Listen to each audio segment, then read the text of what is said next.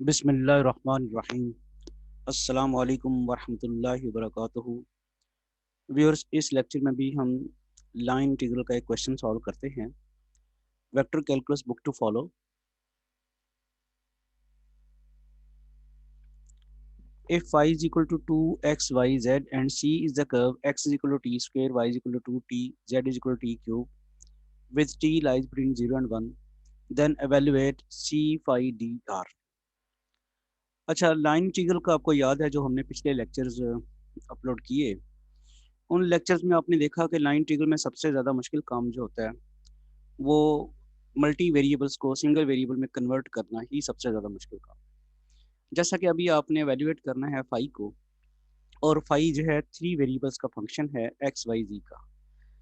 तो line integral हमेशा एक सिंगल इंटीग्रल होता है, तो इसको तीन वेरिएबल्स को एक वेरिएबल में कन्वर्ट करना with the help of given information एक ज़्यादा मुश्किल काम होता है। लेकिन जब लाइन इंटीग्रल में किसी सरफेस की या कर्व की पैरामीट्रिक इक्वेशंस दे दी जाएं, जैसा कि यहाँ पे दी हुई है, x is equal to T square, Y is equal to 2t, z is equal to T cube. These are the parametric equations of the curve c। तो फिर आपके ये जो थ्री वेरिएबल्स हैं बड़ी आसानी से एक सिंगल वेरिएबल में कन्वर्ट हो जाते हैं। x की जगह मैं यहाँ टी स्क्वेयर पुट कर दूंगा, y की जगह 2t पुट कर दूंगा और z की जगह टी क्यूब पुट कर दूंगा। तो मेरे पास जो पहला मुश्किल काम होता है वो बड़ा आसानी से रिजॉल्व हो जाएगा, और मेरा फाई जो है वो सिर्फ एक सिंगल वेरिएबल टी का फंक्शन बन जाएगा। तो एक जो मुश्किल काम था वो बड़े आसानी से हो गया with the help of given parametric equations of the curve. एक दूसरा मुश्किल काम होता है लाइन इंटीग्रल का। ये जो सी है इसको हमने ख़त्म करके इसकी जगह लिमिट्स लगानी होती हैं, upper to lower to upper limits. Integral की लिमिट जो होती हैं तो वो भी बड़ी आसानी से यहाँ पे दी हुई हैं जब उसने पैरामीट्रिक इक्वेशन दी हैं, और साथ ही उसने कह दिया हुआ है कि टी वेरीज फ्रॉम 0 to 1। तो इंटीग्रल की लोअर लिमिट हमारे पास 0 है और अपर लिमिट आपके पास 1 है। तो दोनों चीज़ें बड़ी आसानी से तय होगी, लिहाजा ये लाइन इंटीग्रल सॉल्व करना इंतहाई ईजी है। तो मैं इसको फिर रिपीट कर दूं कि लाइन इंटीग्रल जिसमें पैरामीट्रिक इक्वेशंस दी गई हों वो बड़ी आसानी से सॉल्व हो जाता है, क्योंकि उसकी लिमिट भी दी होती है और साथ ही साथ वो सिंगल वेरिएबल में बड़ी आसानी से कन्वर्ट भी हो जाता है। ओके, ये सारी चीज़ें देखते हुए ज़रा क्वेश्चन को सॉल्व करते हैं।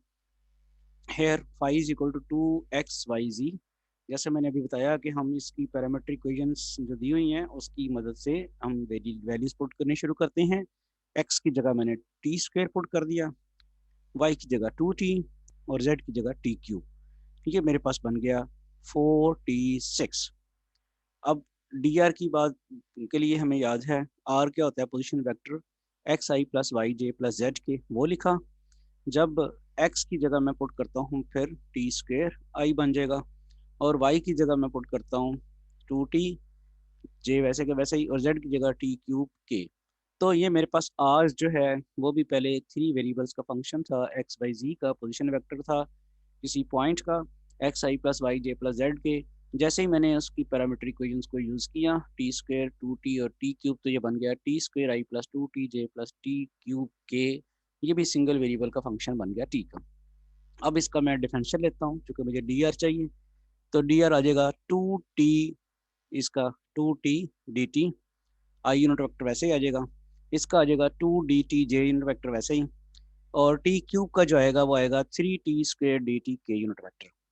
तो हमने अब फाइव भी मालूम कर लिया है जो कि सिंगल वेरिएबल का फंक्शन हो गया 46, और डी आर भी हमने मालूम कर लिया है जो कि आ गया 2t dt I unit vector plus 2dt J unit vector plus 3t square dt के यूनिट वेक्टर। dt यहाँ से कॉमन निकाल लेते हैं तो बन जाएगा 2t I unit vector plus 2j unit vector plus 3t square के यूनिट वेक्टर और dt। ऑब्वियसली अब हमने फाइव भी मालूम कर लिया हुआ है जो कि सिंगल वेरिएबल का फंक्शन है, डी आर भी मालूम कर लिया जो कि सिंगल वेरिएबल का फंक्शन है, और टी की लिमिट्स ऑलरेडी हमारे पास हैं 0 से लेके 1 तक। तो अब हम चलते हैं अपने लाइन इंटीग्रल को सॉल्व करने में। तो ये फिर सी फाई डी आर किस तरह क्या बन जाएगा, लिमिट्स लग जाएंगे 0 to 1। फाई हमारे पास है 4t⁻⁶, और डी आर जो है वो हमने लगा दिया 2ti plus 2j plus 3t square के dt। अब इंटीग्रेशन करनी है, इंटीग्रेशन करने से पहले आप 46 को मल्टीप्लाई करा दें सबके साथ, वो बन जाएगा 8t⁻⁷ I unit vector plus 8t⁻⁶ J unit vector plus 12t⁻⁸ के यूनिट वेक्टर और dt।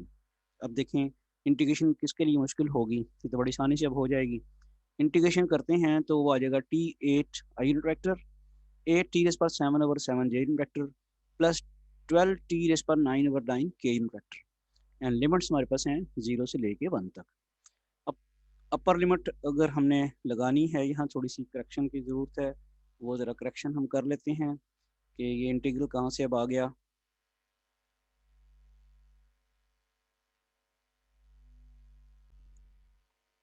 तो ये इंटीग्रेशन हमारे पास होगी t⁻8 I unit vector plus 8t⁻7/7 J unit vector plus 12t⁻9/9 के यूनिट वेक्टर। अब हम अपर लिमिट पुट करेंगे, टी की जगह 1 पुट करेंगे तो वो आपके पास सिर्फ आई यूनिट वेक्टर ही रह जाएगा। यहाँ रह जाएगा 8/7 जे यूनिट वेक्टर और यहाँ रह जाएगा 4/3 के यूनिट वेक्टर। तो ऑब्वियसली लोअर लिमिट जब आप पुट करेंगे तो ज़ीरो ही हो जाएगा। तो ये इस लाइन इंटीग्रल का आंसर है। अब ये ज़रा ज़हन में रखें कि लाइन इंटीग्रल जो आपने एवेल्यूएट करना था वो एक वेक्टर क्वांटिटी थी। वो कैसे हमें पता चलता है कि वो वेक्टर क्वांटिटी थी? ये जो हमारे पास डिफरेंशियल है ये वेक्टर की फॉर्म में है और जब ये किसी स्केलर से मल्टीप्लाई होगा तो वेक्टर ही रहेगा। तो अब लाइन इंटीग्रल एक ऐसा था जो कि एक वेक्टर बनता है फाई फाई ये इसको ज़रा हाईलाइट कर लें, ये एक वेक्टर बनता है डी आर की वजह से। तो इसका आंसर भी एक वेक्टर ही आया है। लाइन इंटीग्रल अगर वेक्टर हो तो उसका आंसर भी वेक्टर की फॉर्म में आता है।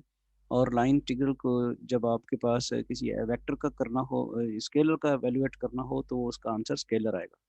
लाइन इंटीग्रल किसी वेक्टर का एवेल्यूएट करना हो तो वो आंसर जो है वेक्टर आता है और स्केलर का करना हो तो फिर आंसर जो है स्केलर आता है।